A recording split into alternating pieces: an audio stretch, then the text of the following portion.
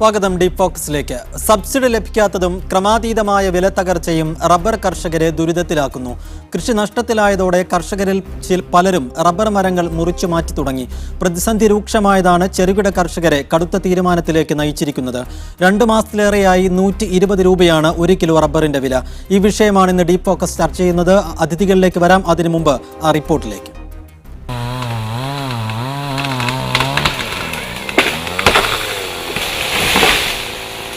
മലയോര മേഖലയിലെ സാധാരണ കർഷകരിൽ ഭൂരിപക്ഷവും റബ്ബർ കൃഷിയെ ആശ്രയിച്ചാണ് തങ്ങളുടെ ജീവിത സ്വപ്നങ്ങൾ പടുത്തുയർത്തിയത്. എന്നാൽ റബ്ബർ വില സമീപകാലത്തെ കുറഞ്ഞ നിരക്കിലേക്ക് കൂപ്പുകുത്തിയതോടെ കൂലി പോലും ലഭിക്കില്ലെന്ന സ്ഥിതിയായി. ഇതാണ് സ്വന്തമായുള്ള ഒരേക്കർ സ്ഥലത്തെ റബ്ബർ മരങ്ങൾ മുറിച്ചു നീക്കി ബദൽ സാധ്യതകൾ ആലോചിക്കാൻ എബ്രഹാം എന്ന ഈ കർഷകനെ പ്രേരിപ്പിച്ചത്. ഈ റബ്ബർ കൊണ്ട് ഞങ്ങൾക്ക് ജീവിക്കാൻ വയ്യാത്തൊരവസ്ഥ വന്നു. ഈ സാഹചര്യത്തിൽ എൻ്റെ സ്വന്തം റബ്ബർ മുറിച്ച് ഞാൻ ഗവൺമെൻറ്റിന് മുമ്പിൽ ഒരു അപേക്ഷയായിട്ട് ഞാൻ മുന്നോട്ട് വെക്കുകയാണ്. കൃഷി ലാഭകരമല്ലാതായതോടെ സ്വന്തമായി ടാപ്പിംഗ് നടത്തുന്നവരടക്കം പലരും ടാപ്പിംഗ് നിർത്തിവെച്ചിരിക്കുകയാണ്. പുതിയ മരങ്ങൾ വെച്ചുപിടിപ്പിച്ചവർക്ക് ഇതിനായി മുടക്കിയ പണവും അധ്വാനവും കണക്കുകൂട്ടുമ്പോൾ ബദൽ മാർഗങ്ങളെക്കുറിച്ച് ചിന്തിക്കാൻ കഴിയാത്ത സ്ഥിതിയാണ് ഉള്ളത്. സജോ ദേവസ്യ, മീഡിയ 1, പത്തനംതിട്ട. കർഷകനായ എബ്രഹാമും കേരള കോൺഗ്രസ് എം നേതാവ് ജോസഫ് എം പുതുശ്ശേരിയും ഇപ്പോൾ നമ്മോടൊപ്പം ഈ ചർച്ചയിൽ പങ്കെടുക്കാൻ തത്സമയം നമ്മുടെ സ്റ്റുഡിയോയിലുണ്ട്. ആദ്യം ശ്രീ എബ്രഹാം, 120 രൂപയിലാണ് റബ്ബറിൻ്റെ വില എന്ന് അറിയുന്നതോടുകൂടി തന്നെ റബ്ബർ കർഷകർ, താങ്കൾ ഉൾപ്പെടുന്ന റബ്ബർ കർഷകർ എത്രമാത്രം പ്രതിസന്ധിയിലാണെന്ന് റബ്ബറിനെ കുറിച്ച് അറിയാവുന്നവർക്കും കർഷകർക്കുമെല്ലാം മനസ്സിലാക്കാൻ കഴിയും. ഇവിടെ 2 പ്രശ്നങ്ങളാണുള്ളത്. ഒന്ന്, സബ്സിഡി ലഭിക്കാത്തതും ക്രമാതീതമായ വില തകർച്ചയും. ഈ 2 വിഷയങ്ങളും രണ്ടായിട്ട് തന്നെ ചർച്ച ചെയ്യേണ്ടതാണ്. നമുക്ക് ആദ്യം ഈ സബ്സിഡി ലഭിക്കാത്ത വിഷയത്തിലേക്ക് വരാമെന്ന് തോന്നുന്നു. ശ്രീ എബ്രഹാം, എത്ര കാലമായിട്ട് ഇപ്പോൾ സർക്കാർ പ്രഖ്യാപിച്ചിട്ടുള്ള സബ്സിഡി നിങ്ങൾക്ക് ലഭിക്കുന്നില്ല? എന്തുകൊണ്ടാണ് ഈ അമാന്തം വരുന്നത്? അന്വേഷിച്ചിരുന്നു? സാറ് പറഞ്ഞതിൽ ഒരു ക്ലാരിഫൈ ചെയ്യാനായിട്ട് ആഗ്രഹിക്കുകയാണ്. ഈ 120 രൂപ എന്ന് പറയുന്നത് കർഷകർക്ക് ലഭിക്കാറില്ല. അത് വ്യാപാര വില എന്ന് പറയുന്ന രീതിയിൽ റബ്ബർ ബോർഡിൻ്റെ വില എന്ന് 2 വില അവിടെ നിശ്ചയിച്ചിട്ടുണ്ട്. അതിൽ നിന്നും വ്യാപാര വിലയിൽ നിന്നും വീണ്ടും 2 രൂപ കുറച്ചാണ് സാധാരണ പേപ്പറുകളിൽ വരുന്ന 2 രൂപ കുറച്ചാണ് കർഷകരോട് പറയാറുള്ളത്. ഇന്നത്തെ അവസ്ഥയിൽ ഈ കഴിഞ്ഞ ദിവസങ്ങളിൽ കച്ചവടം നടന്നതൊക്കെ പറയുന്നത് 111 രൂപ 112 രൂപയ്ക്ക്. ഈ 120 എന്ന് പറയുന്ന വില കർഷകർക്ക് ഇതുവരെ കിട്ടിയിട്ടില്ല. പിന്നെ 2, സബ്സിഡി എന്ന് പറയുന്നത് ഒരു പ്രാവർത്തികമായ സംഭവമാണെന്ന് തോന്നുന്നില്ല. എന്നാന്ന് ചോദിച്ചാൽ എല്ലാവരും ഇതേപോലെ ഈ പറയുന്ന രജിസ്ട്രേഷനൊക്കെ ചെയ്ത് സബ്സിഡിക്ക് വേണ്ടി കാത്തിരിക്കുക. ഈ കാത്തിരിക്കുമ്പോൾ തന്നെ പല പ്രാവശ്യം ഇപ്പോൾ നോക്കിക്കഴിഞ്ഞാൽ ഈ സബ്സിഡി എന്ന് പറഞ്ഞ എമൗണ്ടുകൾ ലക്ഷക്കണക്കിന് വരുന്ന കർഷകർക്ക് ലഭിച്ചിട്ടില്ല എന്നുള്ളത് സത്യമാണ്. അതൊരു പ്രായോഗികമായ സംഭവമല്ല. 500 കോടി രൂപ കഴിഞ്ഞ ഗവൺമെൻറ് അനുവദിച്ചതിൽ പരിശോധിച്ച് കഴിഞ്ഞാൽ നമുക്ക് മനസ്സിലാക്കാൻ പറ്റും ഈ എമൗണ്ടുകളൊന്നും കർഷകരിൽ എത്തിയിട്ടില്ല. അതിൽ എത്രമാത്രം രൂപ കർഷകരിൽ എത്തിയിട്ടുണ്ടോ എന്നുള്ളത് സൂക്ഷ്മ വിവരം അതിൻ്റേതായിട്ടുള്ള ആ ഡിപ്പാർട്ട്മെൻറ്റുകളിൽ നോക്കിക്കഴിഞ്ഞാൽ കാണാൻ പറ്റും. അതൊരു പുകമറയാണ്, അതൊരു തട്ടിപ്പായിട്ടാണെന്ന് നമുക്ക് മനസ്സിലാക്കാൻ കഴിയുന്നത്. ഇതുവരെയും കർഷകർക്ക് രജിസ്റ്റർ ചെയ്ത കർഷകനല്ലേ ആ പദ്ധതിയിൽ?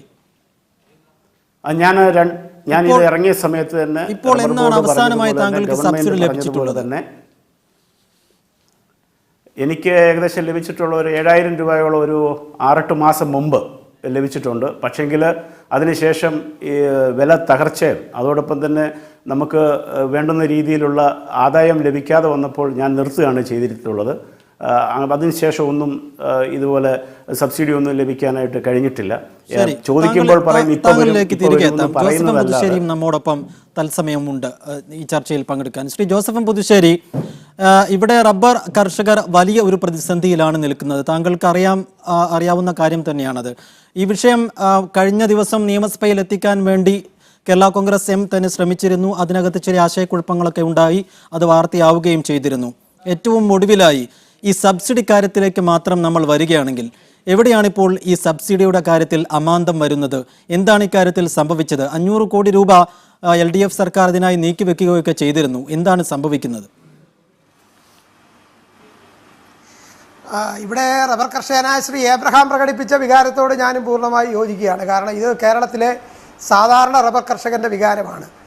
വലിയ തകർച്ചയെ അഭിമുഖീകരിക്കുകയാണ്. അത് കഴിഞ്ഞ കുറേ നാളുകളായി കേരളത്തിലെ കർഷകർ അഭിമുഖീകരിക്കുന്ന ഒരു പ്രശ്നമാണ്. അതിന് പല കാരണങ്ങളുണ്ട്. ഇപ്പോൾ ഈ സബ്സിഡി പ്രശ്നത്തിലേക്ക് മാത്രം വരാമെന്ന് പറഞ്ഞുകൊണ്ട് ഞാൻ അതിലേക്ക് നേരിട്ട് കടക്കുകയാണ്. സബ്സിഡി എന്ന് പറയുന്നത് ആവിഷ്കരിച്ചത് തന്നെ ഈ റബ്ബർ വില തകർച്ച നിരന്തരമായി തുടരുകയും യാതൊരു പരിഹാരവുമില്ലാതെ മുന്നോട്ട് പോവുകയും ചെയ്ത പശ്ചാത്തലത്തിൽ ഇതിൻ്റെ അടിസ്ഥാന കാരണം ഇറക്കുമതിയാണ്. ആ ഇറക്കുമതി ഒരു നിയന്ത്രണവുമില്ലാതെ ഇന്ത്യയിലേക്ക് ഇറക്കുമതി ഉണ്ടായ ഒരു പശ്ചാത്തലത്തിലാണ് വില തകർച്ച ഇത്രമാത്രം ഭീമമായത്. അപ്പോൾ ആ ഒരു പ്രശ്നത്തിൽ വേണമെങ്കിൽ കൈ കഴുകി നോക്കി നിൽക്കാം, ഇതാണ് കാരണമെന്ന് പറഞ്ഞുകൊണ്ട്. പക്ഷേ ശ്രീ KM മാണി ധനകാര്യമന്ത്രി ആയിരിക്കെ അദ്ദേഹം പ്രഖ്യാപിച്ചതാണ് റബ്ബർ വില സ്ഥിരതാ പദ്ധതി. കർഷകരെ സംബന്ധിച്ച് റബ്ബർ ബോർഡിൽ ഈ റബ്ബർ ഉൽപ്പാദക സംഘങ്ങൾ വഴി രജിസ്റ്റർ ചെയ്ത് അവർക്ക് അവിടെ റബ്ബർ വിറ്റതിൻ്റെ റെസിപ്റ്റ് സമർപ്പിക്കുന്ന ആളുകൾക്ക് അവരുടെ ബാങ്ക് അക്കൗണ്ടിലേക്ക് നേരിട്ട് മാർക്കറ്റിൽ വ്യത്യാസം വരും തുക, ചുരുങ്ങിയ വില 150 രൂപ കർഷകൻ ലഭിക്കണം. എത്രയാണോ മാർക്കറ്റിൽ നിന്ന് ലഭിക്കുന്ന വില അതിൻ്റെ ബാക്കി തുക കർഷകൻ ലഭിക്കും. അന്ന് ആദ്യം പ്രഖ്യാപിച്ചത് 300 കോടി രൂപയാണ്. മാണി സാറ് ബഡ്ജറ്റ് അവതരിപ്പിച്ചുകൊണ്ട് പ്രഖ്യാപിച്ചത് 300 കോടി രൂപയാണ്. ആ 300 കോടി രൂപയുടെ പദ്ധതി വളരെ ഫലപ്രദമായി ഒരു വർഷം നടത്താൻ കഴിഞ്ഞു. എൻ്റെ തുടക്കത്തിൽ ഇത് ആവിഷ്കരിച്ചു വരുന്നതിൻ്റെ ചില കാലതാമസവും സാങ്കേതിക പ്രശ്നങ്ങളും ഒക്കെ ഉണ്ടായിരുന്നു. അത് പരിഹരിച്ചുകൊണ്ട് നടപ്പിലാക്കാൻ കഴിഞ്ഞു. അതിനുശേഷം കഴിഞ്ഞ മാർച്ചിൽ ബഡ്ജറ്റ് അവതരിപ്പിച്ചത് ധനകാര്യമന്ത്രി ബഹുമാനായ ശ്രീ ധനകാര്യ വകുപ്പ് കൈകാര്യം ചെയ്ത മുഖ്യമന്ത്രി ഉമ്മൻചാണ്ടിയാണ്. അദ്ദേഹം അത് 500 കോടി രൂപയായി പ്രഖ്യാപിച്ചു. അതിനുശേഷമാണ് തെരഞ്ഞെടുപ്പ് ഉണ്ടായത്. തെരഞ്ഞെടുപ്പിന് ശേഷം അധികാരത്തിൽ വന്ന LDF ഗവൺമെൻറ്റും ഈ 500 കോടി രൂപ പ്രഖ്യാപിക്കുകയുണ്ടായി. എന്നാൽ ഇപ്പോൾ അത് ഫലപ്രദമായി മുന്നോട്ട് കൊണ്ടുപോകുന്നില്ല എന്നുള്ളതാണ് ഏറ്റവും പ്രധാനപ്പെട്ട പ്രശ്നം. അതാണ് ശ്രീ ഏബ്രഹാമും ഇവിടെ ചൂണ്ടിക്കാണിച്ചത്. അതാണ് അതുകൊണ്ട് ഇവിടുത്തെ കേരളത്തിലെ സാധാരണ റബ്ബർ കൃഷിക്കാരനെ സംബന്ധിച്ച് അവനെ ആത്മഹത്യയുടെ മുനമ്പിൽ നിന്ന് പിന്തിരിപ്പിച്ചത് ഈ റബ്ബർ വില സ്ഥിരതാ പദ്ധതിയാണ്.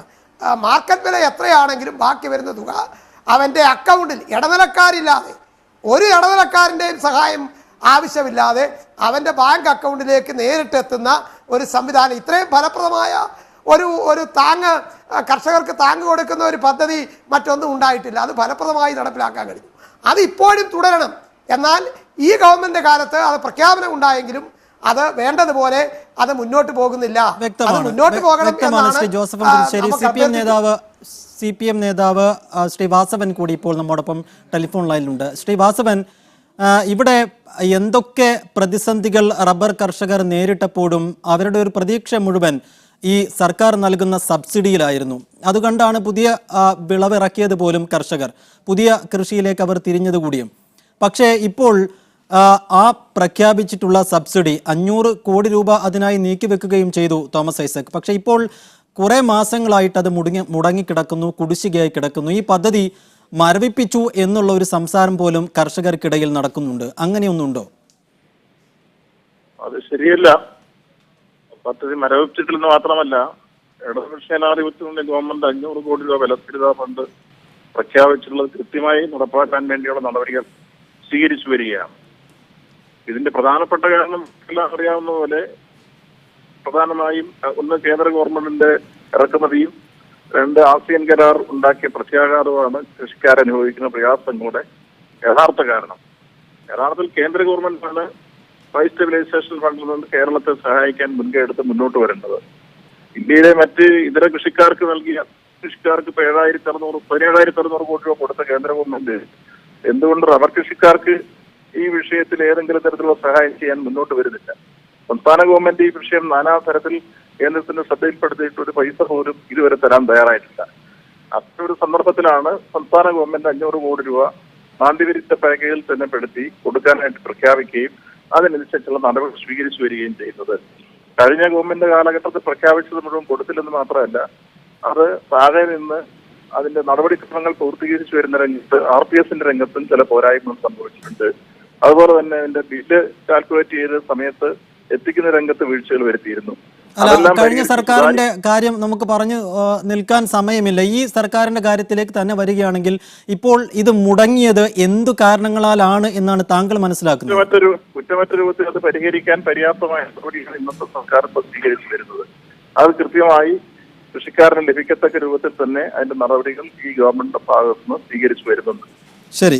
ശ്രീ ജോർജ് കുര്യൻ, BJP നേതാവ്, അദ്ദേഹം കൂടി ഇപ്പോൾ ടെലിഫോൺ ലൈനിലുണ്ട്. ശ്രീ ജോർജ് കുര്യൻ, ഇവിടെ റബ്ബർ ബോർഡിന്റെ കഴിവുകേടിനെ കർഷകർ കുറ്റപ്പെടുത്തുന്നുണ്ട്. കർഷകർ മാത്രമല്ല, ഈ രംഗത്തെ അറിയാവുന്ന, റബ്ബർ കൃഷിയെക്കുറിച്ച് അറിയാവുന്നവരെല്ലാം റബ്ബർ ബോർഡിന് ഇക്കാര്യത്തിൽ നല്ല ഇടപെടലുകൾ നടത്താൻ കഴിയുന്നില്ല എന്ന് ആക്ഷേപപ്പെടുത്തുന്നുണ്ട്. ഇപ്പോൾ ശ്രീ വി എൻ വാസവനും പറയുകയുണ്ടായി കേന്ദ്രം ഇക്കാര്യത്തിൽ ഒരു നടപടിയും സ്വീകരിക്കുന്നില്ല എന്നതും. ഈ ഏറ്റവും ഒടുവിലുള്ള ഈ പ്രതിസന്ധിയിൽ എന്ത് ഇടപെടലാണ് കേന്ദ്ര സർക്കാരിന് നടത്താൻ കഴിയുക? അങ്ങനെ പെട്ടെന്നൊരു ഇടപെടലിനുള്ള സാധ്യതയുണ്ടോ കേന്ദ്ര സർക്കാരിന്റെ ഭാഗത്തു നിന്ന്? അല്ല, ഇതിനൊരു മാർഗമേ ഉള്ളൂ, റബ്ബർ സംഭരിക്കുക എന്നുള്ളതാണ്. ഒരു നിശ്ചിത വിലയ്ക്ക് സംഭരിക്കാനുള്ള സംവിധാനം ഏർപ്പെടുത്തുക. അത് ഏർപ്പെടുത്തിയതിനു ശേഷം കേന്ദ്ര സർക്കാരിനോട് ആവശ്യപ്പെട്ടാൽ ആവശ്യമായിട്ടുള്ള പണം നൽകാമെന്ന് പല പ്രാവശ്യം കേന്ദ്ര സർക്കാർ പറഞ്ഞതാണ്. ഇന്ത്യയിലെ പല സ്റ്റേറ്റുകളിലും ആ രീതിയിൽ സർക്കാർ സംഭരിക്കുകയും സംസ്ഥാന സർക്കാർ നേരിട്ട് ഏറ്റെടുത്തുകൊണ്ട് കാർഷിക ഉൽപ്പന്നങ്ങളും അല്ലാത്ത ഉൽപ്പന്നങ്ങളും സംഭരിക്കുകയും അതിനാവശ്യമായിട്ടുള്ള പണം കേന്ദ്രം നൽകുകയും ചെയ്തിട്ടുണ്ട്. ആ രീതിയിലുള്ള പ്രക്രിയ പൂർത്തിയാക്കാൻ അത് പല പ്രാവശ്യം അൽഫോൻസ് കണ്ണന്താനം സംസാരിച്ച അവസരത്തിൽ അതെല്ലാം മാധ്യമങ്ങളിൽ വന്നതാണ്. അപ്പോൾ 500 കോടിയല്ല 2000 4000 കോടിയായാലും അങ്ങനെയുള്ള അവസരത്തിൽ കേന്ദ്രം തരാൻ നിർബന്ധിതമാകും. വിലസ്ഥിരതാ ഫണ്ടിൽ നിന്ന് എടുത്തു തരണമെന്നുള്ളതല്ല. കാരണം ഇന്ത്യയിൽ UP-യിലും മറ്റു സംസ്ഥാനങ്ങളിലും ഒക്കെ ഈ പഞ്ചസാര കർഷകർ, കരിമ്പ് കർഷകരുടെ പ്രശ്നം ഉണ്ടായ അവസരത്തിൽ സംഭരിക്കാനുള്ള സംവിധാനങ്ങൾ സംസ്ഥാന സർക്കാർ ഉണ്ടാക്കിയതിന് ശേഷം അത് കേന്ദ്രത്തോട് ആവശ്യപ്പെട്ടവ കൊടുക്കുകയാണ് ഉണ്ടായത്. ഇത് പല പ്രാവശ്യം ഇവിടെ കേന്ദ്രത്തിൽ ഏത് സർക്കാർ ഭരിച്ചാലും ഇപ്പൊ അങ്ങോട്ടും ഇങ്ങോട്ടും കുറ്റം പറഞ്ഞിട്ട് കാര്യമൊന്നുമില്ല. ആ സംഭരിക്കാനുള്ളൊരു സംവിധാനം അങ്ങനെ സംഭരിക്കുകയാണെങ്കിൽ തീർച്ചയായിട്ടും വില കൂടും. അതിനുശേഷം ഒരു സ്ഥിരതയിലേക്ക് എത്തിക്കഴിഞ്ഞാൽ നമുക്ക് എന്തെങ്കിലും ചെയ്യാൻ സാധിക്കും. കാരണം ഇവിടെ റബ്ബർ ഇപ്പം ഉൽപാദനം കുറവാണ്.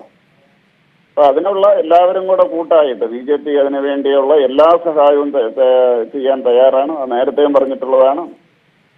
കേരളത്തിന്റെ ആവശ്യം എന്ന രീതിയിൽ കേന്ദ്രത്തിന്റെ മുമ്പിൽ അവതരിപ്പിക്കാൻ എങ്ങനെയാണോ UP സർക്കാർ അല്ലെങ്കിൽ മഹാരാഷ്ട്രയില് ഒക്കെ ചെയ്തത് ആ സർക്കാരുകൾ, അതൊന്നും അന്ന് ആ സമയത്തൊന്നും BJP-യുടെ സർക്കാരല്ലായിരുന്നു. ഇപ്പൊ UP-യിൽ ഇപ്പോൾ അത് മുലായം സിംഗ് യാദവിന്റെ സർക്കാരാണ്.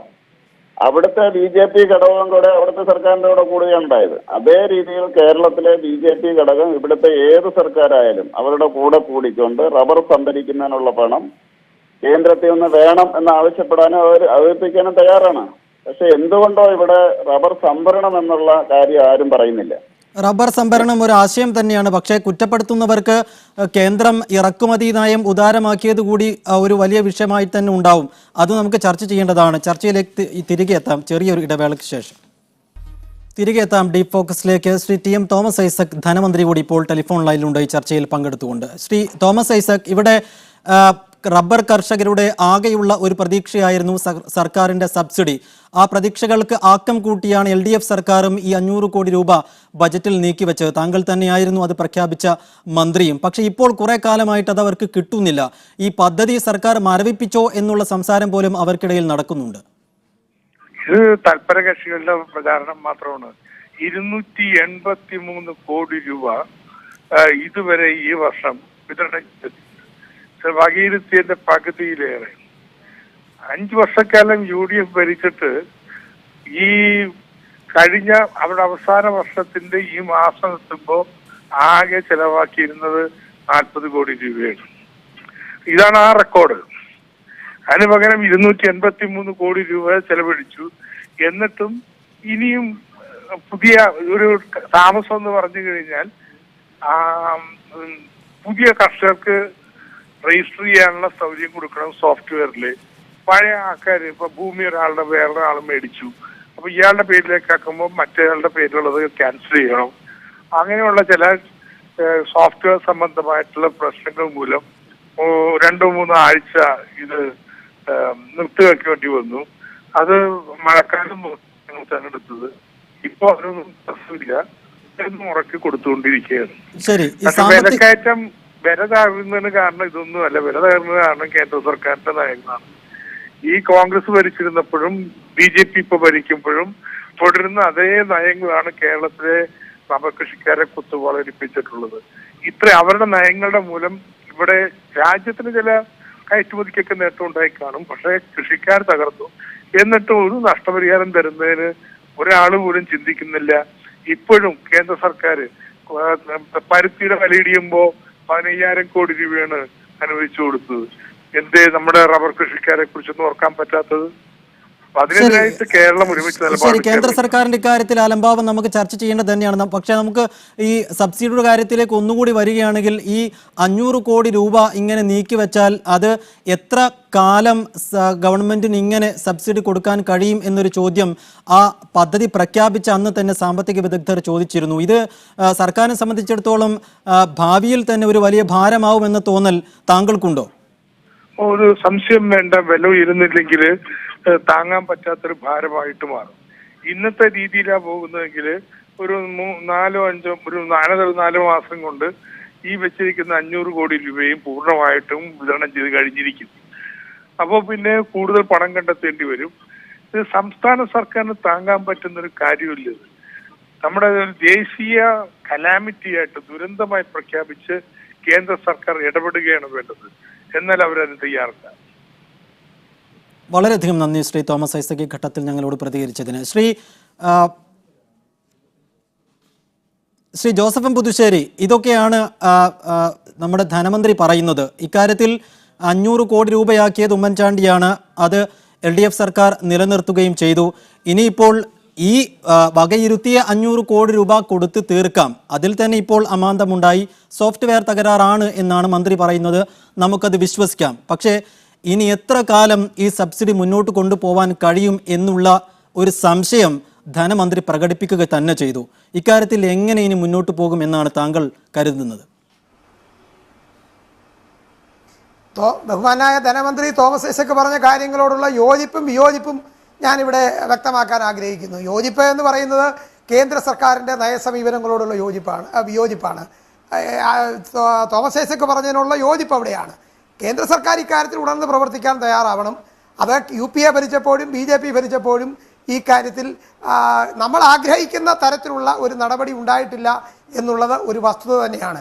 ഇപ്പോൾ പിന്നെ ഇറക്കുമതി ചുങ്കം അത് 25% ഉയർത്തിയിട്ടുണ്ട്. അവിടെ കൊണ്ട് മാത്രം അവസാനിക്കുന്നില്ല. ഇതുപോലെ ഒരു ദുരന്തം കാർഷിക മേഖലയിൽ ഉണ്ടായിരിക്കുമ്പോൾ WTO കരാറ് പ്രകാരം തന്നെ സംരക്ഷണ ചുങ്കം സേഫ് ഗാർഡ് ഡ്യൂട്ടി ചുമത്താനുള്ള വ്യവസ്ഥ ഇതിനകത്തുണ്ട്. അത് ചുമത്താൻ തയ്യാറായാൽ പിന്നെ കുറച്ചുകൂടി ഇക്കാര്യത്തിൽ മാറ്റം ഉണ്ടാക്കാൻ കഴിയും. അത്തരം കാര്യങ്ങളൊരു മാറ്റത്തിന് കേന്ദ്ര സർക്കാർ തയ്യാറായിട്ടില്ല എന്ന് മാത്രമല്ല, കേന്ദ്ര സർക്കാരിൻ്റെ വിലസ്ഥിരതാ ഫണ്ട് 2015 മാർച്ചിൽ 1011 കോടി രൂപ വിലസ്ഥിരതാ ഫണ്ടിലുണ്ട്. കഴിഞ്ഞ 13 വർഷത്തിനിടയിൽ 1 കോടി ചില്ലുവാനും രൂപയാണ് അതിൽ നിന്ന് ചെലവഴിച്ചിട്ടുള്ളത്. നിരന്തരമായി നമ്മൾ ആവശ്യപ്പെട്ടത് ആ വിലസ്ഥിരതാ ഫണ്ടിൽ നിന്ന് 500 കോടി രൂപ നമുക്ക് കേരളത്തിന് അനുവദിച്ചാൽ ഈ സംഭരണം സബ്സിഡി നൽകുന്ന പദ്ധതി കുറെ കൂടി എഫക്റ്റീവായി നടപ്പിലാക്കാൻ കഴിയും. കേന്ദ്ര സർക്കാർ അക്കാര്യത്തിൽ തയ്യാറായിട്ടില്ല. റബ്ബർ ബോർഡിനെ സംബന്ധിച്ച് റബ്ബർ ബോർഡ് തന്നെ ഇപ്പോഴൊരു ചെയർമാനെ വെച്ചിട്ടുണ്ട്. നാളുകളായി ചെയർമാൻ പദവി ഒഴിഞ്ഞു കിടക്കുകയായിരുന്നു. ഇപ്പോഴും ബോർഡില്ല. അതിൻ്റെ പ്രവർത്തനങ്ങൾ അവതാളത്തിലാണ്. അതുകൊണ്ട് തന്നെ റീപ്ലാന്റേഷൻ സബ്സിഡി കുടിശ്ശികയാണ്. ഇതുപോലെയുള്ള ഒട്ടേറെ കാര്യങ്ങൾ കേന്ദ്ര സർക്കാരിന്റെ ഭാഗത്ത് നിന്ന് നടപ്പിലാക്കേണ്ടതായിട്ടുണ്ട്. അത് സംബന്ധിച്ച് ഞാൻ എബ്രഹാമിലേക്ക് ഒരിക്കൽ കൂടി പോകുന്നു. ശ്രീ എബ്രഹാം, താങ്കൾ പ്രതിസന്ധി രൂക്ഷമായതോടെ റബ്ബർ മരങ്ങൾ മുറിച്ചു മാറ്റി എന്ന വാർത്തയാണ് ഞങ്ങൾക്ക് അറിയാൻ കഴിഞ്ഞത്. അല്പം കൂടി കാത്തിരുന്നിട്ട് പോരെ ഇത്തരം ഒരു സാഹചര്യം എന്നാണ് ചോദ്യം, മറുചോദ്യം. സാറേ, ഞാൻ സൈഫുദ്ദീൻ സാറേ, ഇപ്പം ഞാൻ മാത്രമല്ല, പത്തനംതിട്ട ജില്ലയിൽ കിഴക്കൻ മേഖലയിലെ വളരെയധികം ആൾക്കാർ ഇപ്പോൾ ഈ ഒരു സംസാരമായിട്ട് മുന്നോട്ട് പോയിക്കൊണ്ടിരിക്കുന്നത്. ഈ രീതിയിൽ മുന്നോട്ട് പോവുകയാണെങ്കിൽ ബാങ്കുകളിൽ നിന്നും മറ്റും ലോണൊക്കെ എടുത്ത് വിദ്യാഭ്യാസത്തിന് വേണ്ടിയിട്ടൊക്കെ ലോൺ എടുത്തവർ, ഭവനം വെക്കുന്നതിന് വേണ്ടി ലോൺ എടുത്തിട്ടുള്ളവർ, അങ്ങനെ നിരവധി ആൾക്കാർ ലോണിലൂടെ മുന്നോട്ട് പോകുന്നവരുണ്ട്. അവരെല്ലാം ഇപ്പോൾ പണം തിരിച്ചടയ്ക്കാൻ വയ്യാതെ വളരെയധികം കടക്കെണിയിൽ മുന്നോട്ട് പോയിക്കൊണ്ടിരിക്കുകയാണ്. ഞാൻ ഈ സാഹചര്യത്തിൽ ഇടതു മുന്നണിയെന്നോ വലതു മുന്നണിയെന്നോ കേന്ദ്ര സർക്കാരെന്നോ ഒരാളോടും പഴി ചാരുവാനായിട്ട് ഞാൻ ആഗ്രഹിക്കുന്നില്ല. ഞാനൊന്ന് ചോദിച്ചോട്ടെ, എൻ്റെ അറിവ് കുറവുകൊണ്ടായിരിക്കാം. ഞാനൊരു കർഷകൻ എന്ന നിലയിൽ, ഒരു എളിയ കർഷകൻ എന്ന നിലയിൽ ധനമന്ത്രിയോടും ജോസഫ് പുതുശ്ശേരി സാറിനോടും അതേപോലെ വാസൻ സാറിനോടും ഈ ഗവൺമെൻറ്റിനോടും ഞാൻ അഭ്യർത്ഥിക്കുകയാണ്. ഈ പറയുന്ന 500 കോടി രൂപയ്ക്ക് ഈ പറയുന്ന വീണ്ടും 500 കോടിയൂടെ നൽകാൻ ആവശ്യപ്പെടുന്നു. അതേപോലെ തന്നെ ദുരിതാശ്വാസ ഫണ്ടുകളിൽ, അതിൽ കർഷകരുടെ ഫണ്ടുകളിൽ അനേകം ഫണ്ടുകൾ ഉണ്ടെന്ന് പറയുന്നു. ഈ ഫണ്ടുകൾ ഉപയോഗിച്ച് ഓരോ ജില്ലയിൽ ആ പ്രദേശത്തുള്ള റബ്ബർ കർഷകരിൽ നിന്ന് സംരക്ഷിച്ചുകൊണ്ട് അതിന് അനുബന്ധമായ വ്യവസായം നമ്മുടെ കേരളത്തിൽ വിവിധ ജില്ലകളിൽ ആരംഭിക്കാൻ കഴിഞ്ഞാൽ ഈ പറയുന്ന റബ്ബർ കർഷകരുടെ പ്രശ്നങ്ങൾക്ക് ഒരു പരിധിയാകത്തില്ലേ? ഒരു സ്വയം പര്യാപ്തതയിൽ എത്താൻ കഴിയത്തില്ലേ എന്ന് ഞാൻ ചോദിക്കുകയാണ്. ഒന്ന്, ഏകദേശം 50,000-ത്തിലധികം റബ്ബർ ഉൽപ്പന്നങ്ങൾ, അതായത് നമ്മൾ ഉപയോഗിക്കുന്ന റബ്ബർ ബാൻഡ് മുതൽ സാറ്റലൈറ്റിൽ വരെ റബ്ബറിൻ്റെ അംശം ഉപയോഗിച്ച് പല സാധനങ്ങൾ ഉണ്ടാക്കുന്നുണ്ട്. ഇന്ന് കേരളത്തിൽ മാത്രം ആ രീതിയിലുള്ള വ്യവസായങ്ങൾ വളരെ കുറവാണ്. അതെന്തുകൊണ്ട് പുറമോട്ട് പോകുന്നു? ഈ പാരിസ്ഥിതിക പ്രശ്നങ്ങൾ പറഞ്ഞോ അതല്ലെങ്കിൽ മറ്റുള്ളവരുടെ പ്രശ്നങ്ങൾ പറഞ്ഞോ പ്രശ്നമുണ്ടാക്കാതെ ഈ പറയുന്ന ഫണ്ടുകൾ ഈ സബ്സിഡി ഇനത്തിൽ കൊടുത്ത് അത് നഷ്ടപ്പെടാതെ ഈ വരുന്ന നല്ലൊരു ഉദ്ദേശത്തോടു കൂടി റബ്ബർ ബോർഡായാലും ഭരിക്കുന്ന ഗവൺമെൻറ് ആയാലും തോമസ് ഐസക് സാറിനോട് പ്രത്യേകമായിട്ട് ഞാൻ പറയുകയാണ്, ഈ പറയുന്ന ഫണ്ട് ഉപയോഗിച്ച് വേണ്ടുന്ന രീതിയിലൊരു വ്യവസായം ഈ പറയുന്ന ജില്ലകളിൽ ഓരോന്നായിട്ട് വന്നു കഴിഞ്ഞാൽ ഈ പറയുന്ന പ്രദേശത്തുള്ള സകല റബ്ബറുകൾ സംരംഭിക്കാനും അത് മൂലം പ്രൊഡക്ഷൻ ഉണ്ടായി, വിവിധതരം പ്രൊഡക്ഷൻ ഉണ്ടായി രാജ്യത്ത് വിദേശങ്ങളിലേക്ക് കയറ്റി അയക്കാനും സാധിക്കുകയില്ലേ എന്ന് ഒരു എളിയ കർഷകൻ എന്ന നിലയിൽ, റബ്ബർ കർഷകൻ എന്ന നിലയിൽ ഞാൻ അങ്ങയോട് അഭ്യർത്ഥിക്കുകയാണ്, സാധിക്കുമോ ഇല്ലയോ? ശരി, നമ്മോടൊപ്പം ജോർജ് കുര്യൻ കൂടിയുണ്ട്, അദ്ദേഹത്തിലേക്ക് വരാം. അതിനു മുമ്പ് ചെറിയ ഒരു ഇടവേള കൂടി. ശ്രീ ജോർജ് കുര്യൻ, ഇവിടെ സംസാരിച്ചവരെല്ലാം കുറ്റപ്പെടുത്തിയത് കേന്ദ്ര സർക്കാർ ഇക്കാര്യത്തിൽ കാണിക്കുന്ന അലംഭാവത്തെക്കുറിച്ച് മാത്രമാണ്. ഇവിടെ റബ്ബർ സംഭരണത്തിൻ്റെ കാര്യമൊക്കെ താങ്കൾ നേരത്തെ പറഞ്ഞു, അതൊരു ഉപായമാണ്, ഒരു ആശയമാണ്. പക്ഷേ അതൊന്നും സർക്കാർ തലത്തിൽ ആലോചിച്ചിട്ട് പോലുമില്ലാത്ത കാര്യമാണെന്നും അറിയാം.